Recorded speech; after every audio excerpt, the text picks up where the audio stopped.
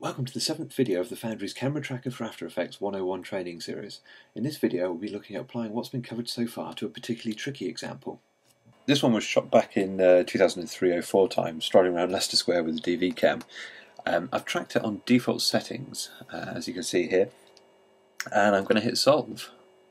But it fails, and it's claiming that that's happening on frame 204.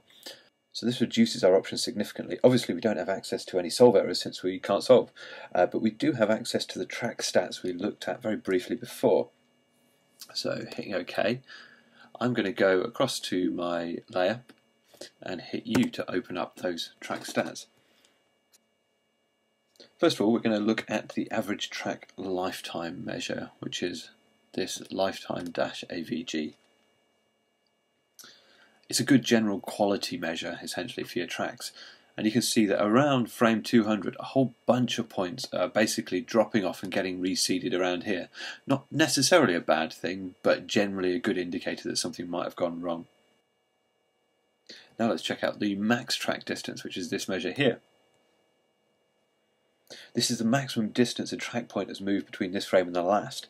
If you're getting high values here, it can either be due to an object very close to the camera, so features on it moving past very fast, which is completely normal and expected, or due to track points jumping between features, which is obviously bad. Again here, around frame 200, you can see there's some obviously bad points. So let's jump to the frames in question and take a look at the points themselves. Right, so as I scrub around here, you can see how we have these big long lines suddenly appearing as track points jump from one side to the other. It's important to note that these lines are drawn a window of 10 frames in front and 10 frames behind the current frame. So the fact that this long line appears at between frame 199 and 200 isn't due to the fact that the jump happens then. In fact, the jump happens 10 frames later on at 209, and as you can see that tallies up with our stats readout here. Now you could use the cycled track distance function to select and delete these, or I could also toggle on the allow line selection tool here, which allows me to very easily pick these features out by hovering over the lines as well as over the feature points.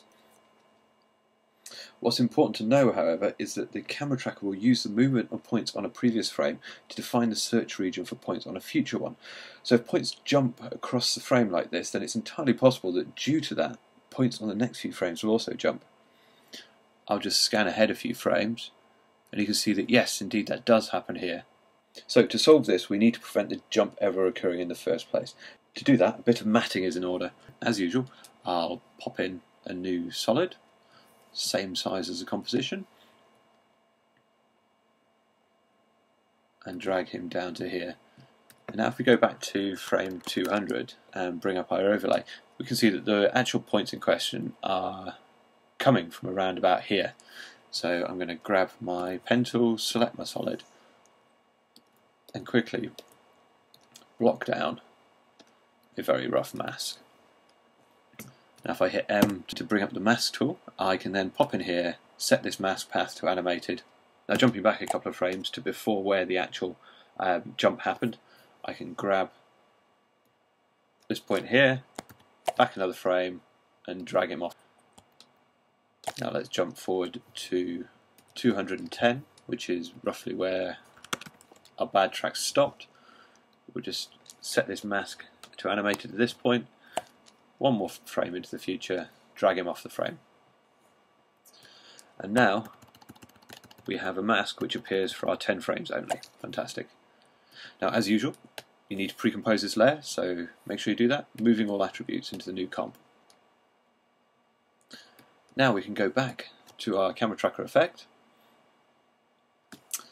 and pick our matte alpha and our white solid mask,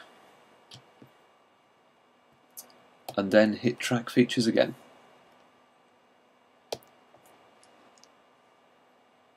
I'll be back after this finishes tracking. Right, I'm back and I've tracked and solved. I had to increase the size of the mat a little to encompass all the feature points that were jumping. I had to up the track count to 300 and I had to reduce the keyframe separation on the solve phase down to 0.1. There we have it, a not bad solve from a very tricky little shot.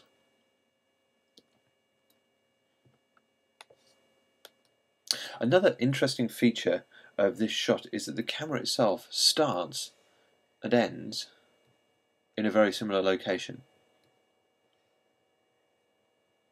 What this means, of course, is that our created camera path, when we go to create scene, should also begin and end in a similar location. So let's toggle it into my 3D view, and we'll look at it from a custom camera. Toggle on my unified camera tool, and you can see our overall set of feature points. So we're obviously not meeting up at the end. This is an excellent time to override the focal length of the camera with one of your own in your solve phase. To do this, we're going to first of all figure out what the current focal length is by double clicking on our camera. You see it's calculated a focal length around 37mm. So if we go back into our solve parameters, we can tweak this guy manually. So let's say this is around 35. I will resolve. Right, we've solved. And let's go and check out our path. That's looking a lot improved. Obviously it needs some further tweaking for a final result, but essentially that's because the focal length, film back and size of movement in the scene is all interrelated. Alter one, and to keep the solve error low, the CameraTracker will alter the others to compensate. Of course, if we actually knew what the focal length had been, we could have just dialed it in, but more often than not you'll find yourself working without that data, so you'll have to resort to tricks like this.